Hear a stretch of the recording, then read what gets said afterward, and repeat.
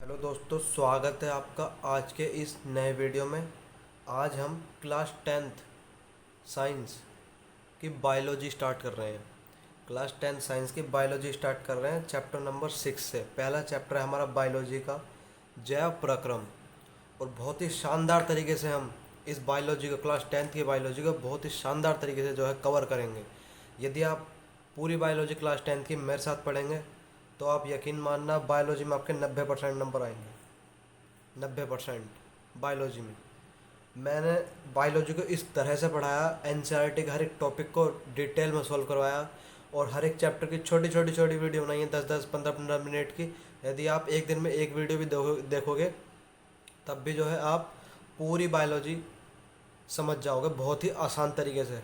और बायोलॉजी में आप 90+ स्कोर करोगे, 90+। और मैं केमिस्ट्री भी इसी तरीके से पढ़ा चुका हूँ। केमिस्ट्री भी मैं इसी तरीके से पढ़ा चुका हूँ, बट बायोलॉजी उससे कुछ ज़्यादा ही धमाकेदार होने वाली है। बायोलॉजी में हम कुछ ऐसा, मतलब कुछ इस तरीके से पढ़ाएंगे कि आपको एकदम समझ में आ जाएगा। और छोटे छोटे स्टेप बाय स्टेप एनसीईआरटी के टॉपिकों को फॉलो करा गया है और ये नोट्स बनाए गए हैं, उसके थ्रू आपको पढ़ाया जाएगा। तो बिना किसी देरी के वीडियो करते हैं शुरू। यदि आप हमारे चैनल पर नए हैं तो चैनल को सब्सक्राइब कर दीजिए। हमारी वीडियो की लिंक वो उसके लिए नोटिफिकेशन के लिए, और वीडियो कर देना लाइक, क्योंकि आप बाद में भी लाइक करोगे मजबूरी के कारण। मजबूरी क्यों होगी? क्योंकि मैं इतना अच्छा पढ़ाऊँगा कि आप मजबूर हो जाओगे लाइक करने का कारण, लाइक करने के लिए। तो पहले ही लाइक कर दो। तो देखते हैं, चैप्टर के नेम से ही शुरू करेंगे कि जैव प्रक्रम है क्या। मतलब ये है क्या जैव प्रक्रम, इसके नेम से ही हम स्टार्ट करेंगे। बट नेम बताने से पहले मैं आपको कुछ बता देता हूँ। सजीव और निर्जीव के बारे में आपने बहुत सुना होगा पिछली कक्षाओं में कि सजीव ये है, सजीव वो है, निर्जीव ये है, निर्जीव वो है। बट समझ में आया तो होगा, पर इतना डीपली नहीं आया होगा। यदि आप चैप्टर पढ़ोगे एनसीईआरटी में तो सबसे पहले आपको दो ही वर्ड लिखे हुए मिलेंगे, सजीव और निर्जीव। तो देखते हैं, ये नेम बाद में समझेंगे, पहले देखते हैं कि सजीव क्या होता है और निर्जीव क्या होता है। तो देखिए, सब जानते हैं सजीव वे वस्तुएं या वे प्राणी होते हैं जो सांस लेते हैं, और निर्जीव वे वस्तुएं या वे प्राणी होते हैं जो सांस नहीं लेते हैं। इतनी डेफिनेशन तो आप सभी जानते हैं। जानते नहीं जानते हैं, बट कुछ अलग तरीके से भी है इसके डेफिनेशन। मतलब ऐसा नहीं है कि अगर आपसे पेपर में पूछ लिया बोर्ड में कि सजीव क्या निर्जीव क्या, तो आप ये दो डिफरेंट लिखे होगे तो काम नहीं बनेगा। कम से कम आपको तीन तो चाहिए ही चाहिए अंतर, सजीव में और निर्जीव में। तो देखते हैं बहुत बारीकी से कि सजीव क्या होता है और निर्जीव क्या होता है। तो देखिए, सजीव सांस लेते हैं, जैसे कि मैं आपको बता चुका हूँ। सजीव सांस लेते हैं और निर्जीव जो है सांस नहीं लेते हैं। निर्जीव कैसे हैं? निर्जीव कौन होता है? जैसे पेंसिल है, बल्ब है, टीवी है, फ्रिज है, कूलर है, चेयर है, आपकी टेबल है, ये सब आपके निर्जीव है। और सजीव कौन होते हैं? हम हैं सजीव, क्योंकि हम सांस लेते हैं। और जो जानवर होते हैं, जो पक्षी होते हैं, जो कीट पतंगे होते हैं, वो सजीव होते हैं क्योंकि वो सांस लेते हैं। आप किसी भी छोटे से छोटे कीट की एक्टिविटी देखना, वो सांस ज़रूर लेगा, तो वो सजीव है। और हम, मतलब हम सजीव हैं, और ये पेन वगैरह, टीवी फ्रिज वगैरह, ये क्या है? निर्जीव है। तो सजीव सांस लेते हैं, निर्जीव सांस नहीं लेते हैं। इतना तो आप समझ गए होंगे। अब दूसरा डिफरेंस देखिए इसका। सजीव समय के साथ वृद्धि करते हैं जबकि निर्जीव समय के साथ वृद्धि नहीं करते हैं। यानी कि जो सजीव होते हैं वो समय के साथ वृद्धि करते हैं, यानी कि 1 साल बाद, 1 साल पहले आप छोटे थे तो अब 1 साल बाद आप और बड़े हो जाओगे, उससे साल बाद आप और बड़े हो जाओगे। जब तक आपकी एज 20 साल तक कंप्लीट नहीं होगी आप बड़े होते रहोगे। जब आप पैदा हुए थे तो आप कितने छोटे थे, बट अब आप कितने बड़े हो गए हो। और जब आस पड़ोस में देखना, कोई जब कोई छोटा बेबी होता है तो वो कितना छोटा है, और जब वो 10 साल बाद फिर उसे देखना तो वो कितना बड़ा हो जाएगा। यानी कि जो सजीव, और फिर एक एग्जाम्पल और है, जो पेड़ हम लगाते हैं छोटा, तो वो कितना छोटा होता है, 2 3 साल बाद वह कितना बड़ा हो जाता है। तो पेड़ भी क्या है जी, वो क्या कहते हैं, पेड़ पौधे क्या है? सजीव ही तो है। क्यों है सजीव? क्योंकि वे समय के साथ वृद्धि करते हैं। ऐसा नहीं है कि पेड़ पौधे सांस नहीं लेते हैं तो वो सजीव नहीं है। सजीव है पेड़ पौधे, उनमें सारी एक्टिविटी होती है, पाचन, परिवहन, उत्सर्जन, सारी एक्टिविटी होती है उनमें। तो पादप क्या है? सजीव है, क्योंकि वे समय के साथ भी वृद्धि करते हैं और बाकी भी जो जैव प्रक्रिया है उनको भी करते हैं। तो अभी जैव प्रक्रिया क्या है फिलहाल आप अभी समझ लीजिए, बाद में इसको समझेंगे कि है क्या। तो सजीव जो होते हैं समय के साथ वृद्धि करते हैं, और निर्जीव समय के साथ वृद्धि नहीं करते हैं। जैसे कि पेन है, 10 साल पहले भी इतना ही था, 10 साल बाद भी इतना ही रहेगा। टेबल है, 10 साल आप बाद देखना है इसको तब भी टेबल इतना ही रहेगा। ऐसा नहीं है कि टेबल 10 साल बाद बहुत बड़ा हो जाएगा। निर्जीव जो है समय के साथ वृद्धि नहीं करते हैं। डिफरेंस तीसरा देखिए, सजीवों में आणविक गति होती है जबकि निर्जीवों में आणविक गति नहीं होती है। हमारे अंदर क्या है, अणु है। अणु में जो गतियाँ होती हैं अंदर, जो उसमें इलेक्ट्रॉन प्रोटॉन मतलब कुछ भी गतियाँ होती हैं अणुओं के अंदर, अणुओं में गतियाँ होती हैं। एक अणु इधर से उधर जाएगा, एक अणु उधर से उधर जाएगा, तो ये आणविक गति है। सजीवों में आणविक गतियाँ होती हैं जबकि निर्जीवों में आणविक गतियाँ नहीं होती, यानी कि जो सजीव होते हैं उनमें अणु होते हैं और उनमें अणुओं में क्या होती है, गतियाँ होती हैं। और जो निर्जीव होते हैं उनमें अणु होते ही नहीं, तो गतियाँ कहाँ से होगी। सिंपल है। अगला देखिए, सजीवों में सभी जैविक क्रियाएं जैसे पाचन, श्वसन आदि होते हैं। निर्जीवों में जैविक क्रियाएं नहीं होती। सजीवों में सारी जैविक क्रियाएं होती हैं। कैसे, समझो। हम खाना खाते हैं तो खाने का पाचन भी होता है सजीवों में।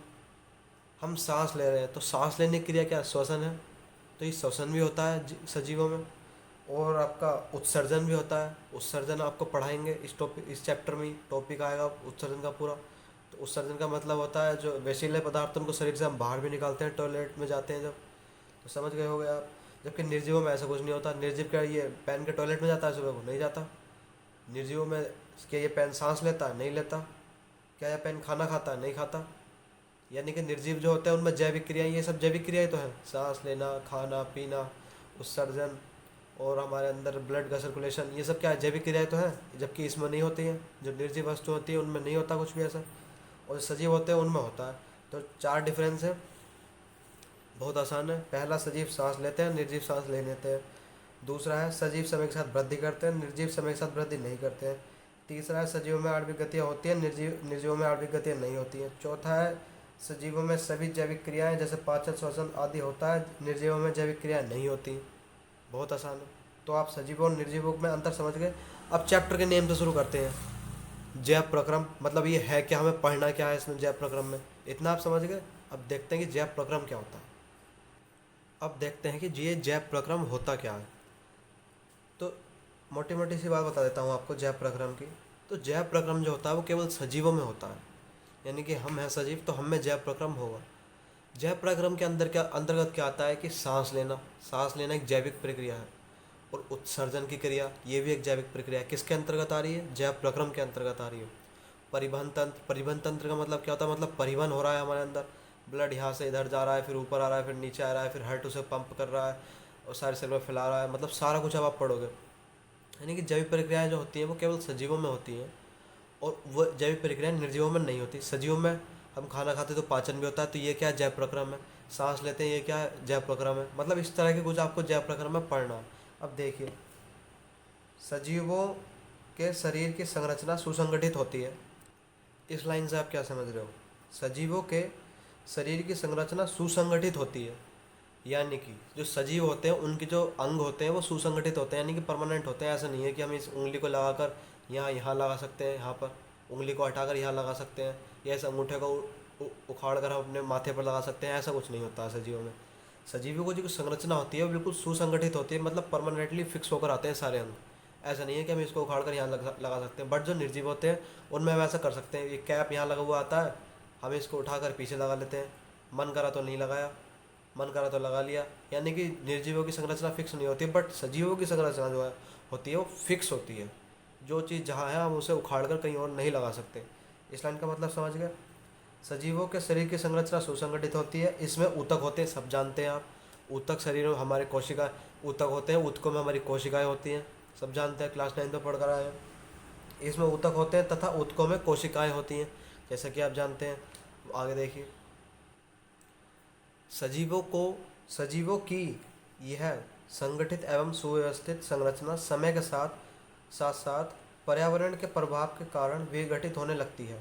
यानी कि जो हमारी सुसंगठित संरचना है वो पर्यावरण के प्रभाव के कारण जो है कभी कभी विघटित हो जाती है, यानी कि जो है डैमेज हो जाती है। कैसे, हम कहीं जा रहे हैं तो हमारा बाई चांस ये उंगली यहाँ से थोड़ी सी कट जाए तो ये क्या है, विघटित होना है। मतलब बाई चांस कोई कहीं जा रहा है, उसका एक्सीडेंट हो जाए तो वो क्या है, एक विघटन की क्रिया है, मतलब उसके शरीर पर हानिकारक प्रभाव पड़ जाएगा।